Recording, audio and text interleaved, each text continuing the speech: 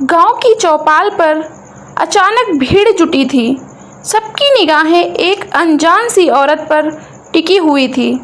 उसका चेहरा थका हुआ, कपड़े मैले कुचैले और आंखें आंसुओं से भरी हुई थी।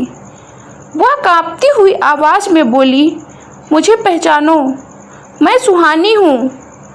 भीड़ में सन्नाटा छा गया। किसी ने अविश्वास से कहा, कैसी सुहानी?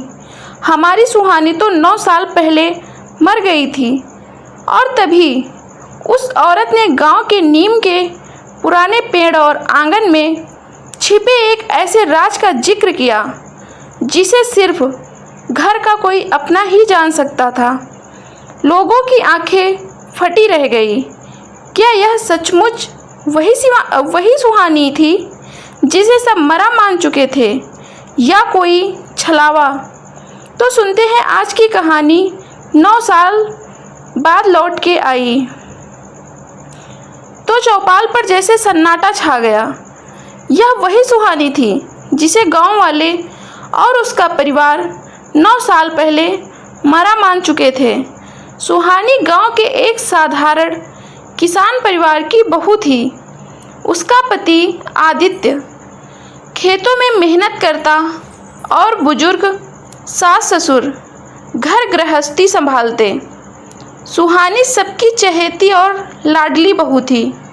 उसकी मुस्कान से घर आंगन रोशन रहता था। लेकिन एक दिन गांव से 30 किलोमीटर दूर मेले में गई थी। वहीं से सुहानी लापता हो गई। किसी ने कहा उसे तस्कर उठा ले गए, तो किसी ने कहा वो कहीं चली गई होगी। किसी ने कहा नदी में गिर गई होगी, तो किसी ने अफवाह उड़ाई शायद वह खुद ही भाग गई। परिवार ने बहुत खोज की, पुलिस रिपोर्ट दर्ज हुई, पर कोई सुराग नहीं मिला। महीनों की कोशिशों के बाद सबने मान लिया कि सुहानी अब इस दुनिया में नहीं है। धीरे धीरे उसका नाम सिर्फ याद बनकर रह गया। उसके घर वाले उसकी याद में सिर्फ आंसू ही बहाते थे। असलियत में उस मेले से लौटते वक्त सुहानी को मानव तस्करों ने अगवा कर लिया था। उसे शहर ले जाया गया, फिर वहाँ से दूसरे प्रदेश। उसके जीवन के अगले 9 साल एक नर्क बन गए थे। वह बेची जाती रही, अलग अलग जगहों पर काम करने को मजबूर की गई।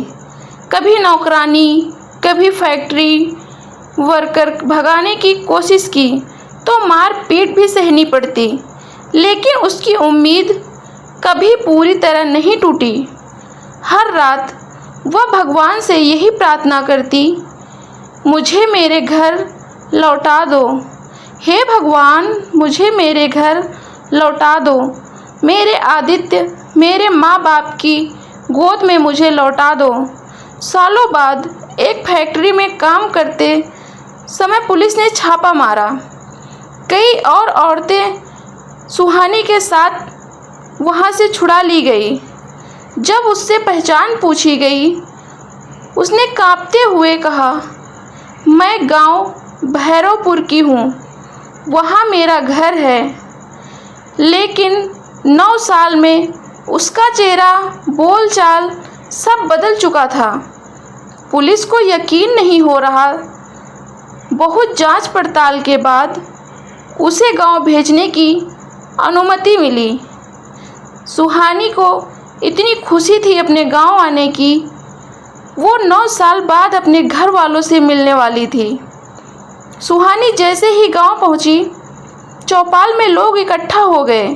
किसी ने कहा, ये सुहानी नहीं हो सकती। दूसरा बोला, चेहरा तो मिलता है, पर 9 साल में तो कोई भी बदल जाता है। लेकिन जब उसने अपनी माँ की दी हुई चुनरी का जिक्र किया, पति के बचपन के किस्से दोहराए और आंगन में लगे नीम के पेड़ के नीचे गड़े गहनों का राज बताया, तब सबकी आंखों से आंसू छलक पड़े। सबको यकीन हो गया, यह वही सुहानी है जिसे 9 साल पहले खो दिया था। आदित्य, जिसने अपनी पत्नी को मरा मान लिया था, इन सालों में पूरी तरह बदल चुका था। आदित्य, जो सुहानी से कभी बहुत प्यार करता था, वह अब चुपचाप रहने वाला गमगीन इंसान बन गया था। परिवार ने उसे दूसरी शादी के लिए बहुत कहा, पर उसने साफ मना कर दिया। जब उसने सुहानी को देखा तो उसके पैरों तले जमीन खिसक गई। ये मेरी सुहानी है, वो सोचने लगा। सुहानी, तुम सच में लौट आई हो क्या? वो ऐसे अचंभे से देख रहा था, दोनों की आंखों से आंसू बह निकले। गांव भर के लोग भावुक हो उठे। ये एक ऐसा मिलन था जो 9 साल बाद हो रहा था। सुहानी की वापसी जितनी भावनात्मक थी, उतनी ही कठिन भी। गांव के लोग ऐसे फुसफुसाने लगे, कहाँ थी 9 साल से, क्या पता खुद ही भाग गई होगी। ऐसी औरत को घर में रखना ठीक है क्या? ऐसी औरत को तो भगा देना चाहिए, घर में नहीं रखना चाहिए। ऐसे ही लोग बातें कर रहे थे। यह बातें सुहानी के लिए तीर जैसी थी, लेकिन आदित्य ने सबके सामने कहा, मेरी पत्नी ने नर्क झेला है, पर इज्जत से लौटी है। अगर कोई उंगली उठाएगा तो पहले मुझसे बात करे।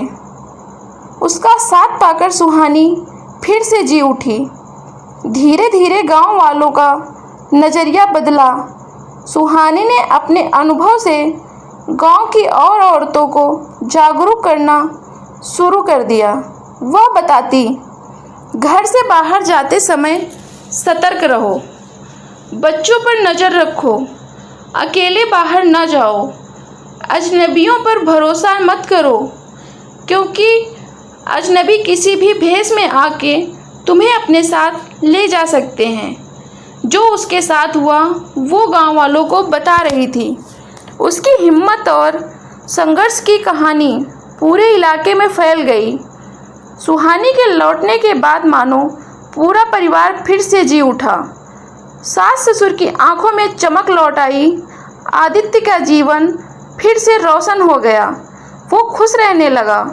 हालांकि 9 साल की दूरी मिटाना आसान नहीं था, पर विश्वास और प्रेम ने सबको जोड़ दिया।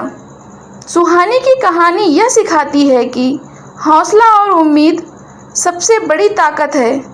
परिवार अगर विश्वास और सहारा दे तो कोई भी जख्म भरा जा सकता है।